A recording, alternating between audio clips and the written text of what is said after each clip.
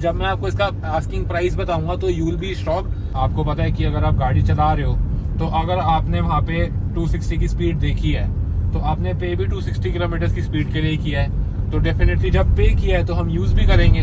Hi everyone, welcome back to the blog, welcome back to the channel. तो आज हम cover करेंगे Volkswagen की Tiguan and this is not a paid review. मेरे पास कोई ब्रांड कोलैबोरेशंस नहीं है। इसको कवर करना मेरे को लगता है काफ़ी इंपॉर्टेंट है क्योंकि ये प्री ओन्ड सेगमेंट के अंदर is quite a highly demanded car. And मतलब मैं फर्स्ट टाइम चला रहा हूँ टिगवान, फर्स्ट ड्राइव है मेरी ये Volkswagen टिगवान के अंदर। Very straight and simple drive अभी तक and I feel it is very comfortable and it drives very smooth. And मेरे को लगा था कि मतलब पोलो मैंने चलाई हुई है and that is quite punchy and that is quite good. Now I am 6 feet 2, तो मुझे पर्सनली थोड़ी सी ऊंची गाड़ियां ज़्यादा पसंद आती हैं and this is quite tall, not comparing it to the likes of Endeavour and Fortuner, but हाँ ये गाड़ी काफ़ी अच्छी है। तो now coming to the interior part, I think the interior is quite spacious and it feels very airy. I like the whole black accent, मतलब it is quite good. अगर देखें तो it looks very beautiful and the touch display looks amazing बीच में। मतलब मैंने नहीं expect किया था क्योंकि मैं फर्स्ट टाइम बैठा हूँ कि इसका टच पैनल ऐसा होगा and it looks very classy and very unique. And the odometers जो हैं वो दोनों डिजिटल नहीं है एंड दोनों एनालॉग हैं, बट लुक्स फाइन क्योंकि ऐसे एनालॉग वाले जो स्पीडोमीटर्स हैं वो दोनों Audi Q7 के अंदर आया करते थे। आई रिमेंबर जो 2012-13 वाली जनरेशन थी Audi Q7 की, उसके अंदर ये आया करता था। द स्टीयरिंग इज नाइस, मतलब डी कट है। आई think the steering is good D cut and it has all the steering mounted controls जो आई थिंक जितने आपको नेसेसरी हैं उसके अंदर। यहाँ पे आपको क्रूज कंट्रोल मिलता है, वॉल्यूम रॉकर्स मिलते हैं, कॉल अटेंड करने के लिए आपको बटन्स मिलते हैं, आपको स्क्रॉल बटन मिलता है and play pause volume up down वाले आपको रॉकर्स मिलते हैं, तो दैट इज क्वाइट हैंडी। तो now coming to very practical features जो मैंने इसके अंदर एक्सपेक्ट नहीं किए थे और मेरे को मेरे भाई ने बताया and I am very impressed कि ये सब भी है इसके अंदर।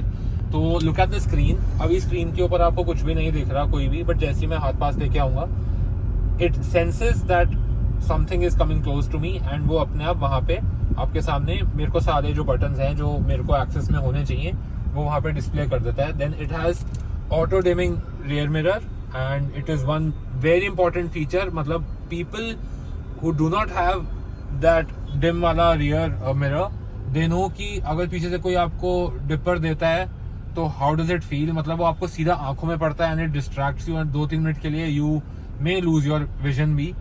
तो this is one very practical feature। Then coming to the next thing, वो अगर आप साइड मिरर देखोगे तो साइड मिरर के अंदर ब्लाइंड स्पॉट मॉनिटरिंग है and that is very important क्योंकि देखो आप सामने देखो ये अंकल जी कहाँ से कहाँ मुड़ गए हैं। ब्लाइंड स्पॉट होता ही वो चीज है जो आपको दिखती नहीं है, but what if I tell you कि आपकी कार वो खुद सेंस कर रही है एंड आपको पॉसिबल किसी और गाड़ी के साथ इंटरेक्शन से बचाती है। आजकल ट्रैफिक हर जगह है, ऐसे फीचर्स होना जो प्रैक्टिकल हैं, यूज में आते हैं, आप डेली लाइफ के अंदर जिनको एग्जीक्यूट कर सकते हो is a blessing. One more feature that अभी मुझे एक और डिस्कवर हुआ एंड दैट इज कि इसके अंदर हीटेड सीट्स हैं जो मैंने बिल्कुल एक्सपेक्ट नहीं करी थी।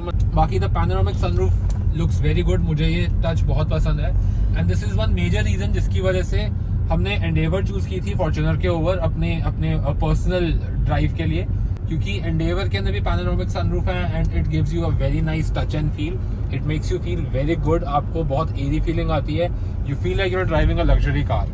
अभी मैंने आपको दिखाया नहीं है, इसके अंदर रिक्वेस्ट सेंसर भी है and that is one premium feature जो आजकल मतलब हर गाड़ी में आने लग गया है, बट 2018 में अगर हम कंपेयर करें तो उस टाइम पे हर गाड़ी में नहीं आया करता था रिक्वेस्ट सेंसर। तो this car has Apple CarPlay. When it comes to practicality, Apple CarPlay is very important अगर आपने कभी यूज किया है तो। नेविगेशन के अंदर it helps you a lot. गाने तो आप ब्लूटूथ से भी चला सकते हो, पर नेविगेशन के अंदर it is extremely useful.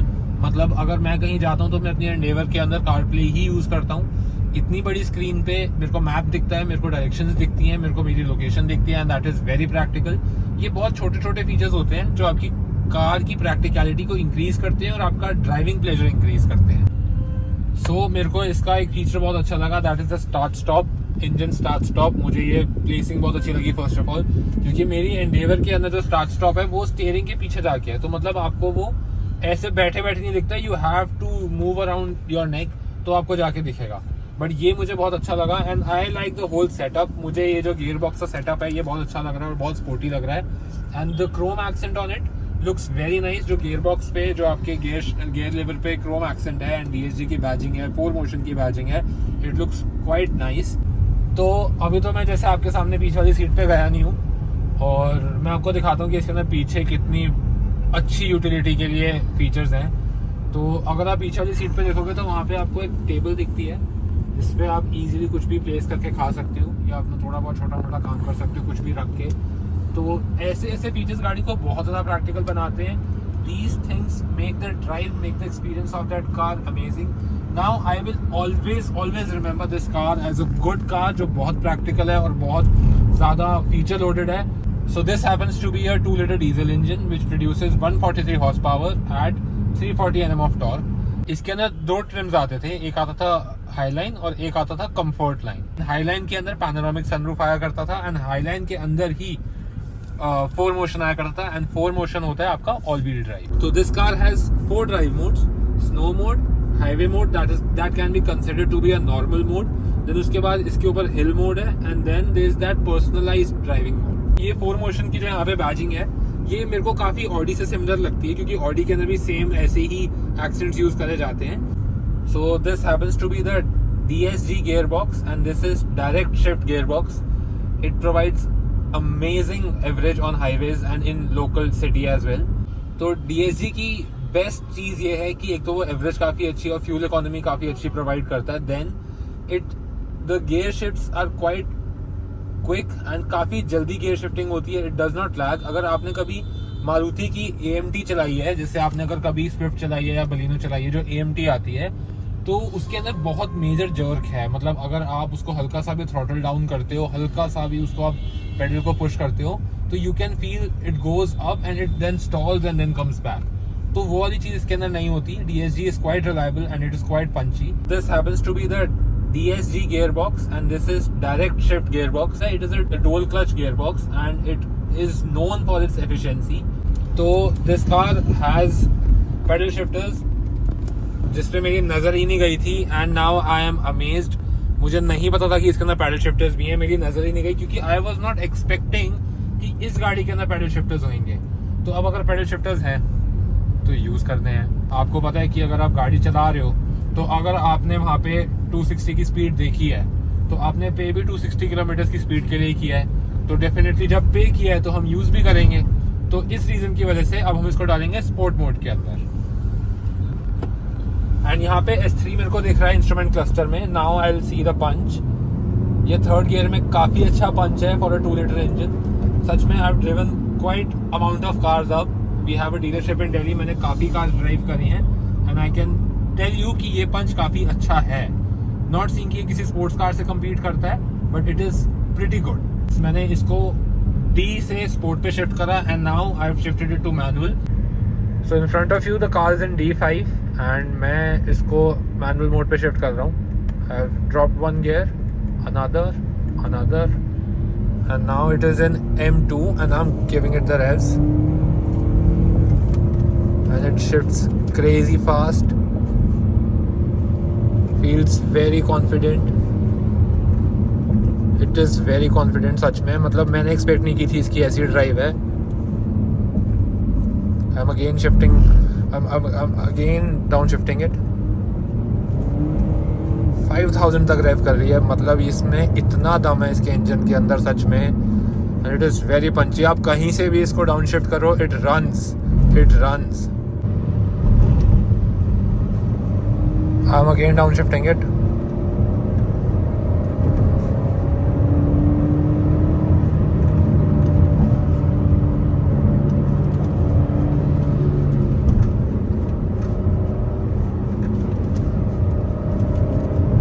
Amazing.